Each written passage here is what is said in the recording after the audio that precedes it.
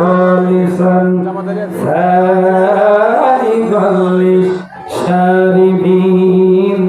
আমার আল্লাহ বলেন, খেয়াল করে দেখ বান্দা, তোমার বাড়ির গাভী, তোমার বাড়ির ছাগলে খায় কি? ঘাস খেলো, ভুসি খেলো, তুষি খেলো, লতা খেলো, পাতা খেলো, এরপর হজম শক্তি হয়ে গেল, রক্ত সঞ্চয় হয়ে গেল। খেয়াল করে দেখো, গোবরের রাস্তায় গোবর বেরিয়ে গেল, পেশাবের রাস্তায় পেশাব বেরিয়ে গেল, তার একটু নিচ দিয়া, তার একটু নিচ দিয়া আমি আল্লাহ রাব্বুল আলামিন তোমাদের জন্য পুরো ধাবল সুস্বাদু দুধ বের করে দিলাম, যেটা পানকারীদের জন্য অত্যন্ত সুস্বাদু।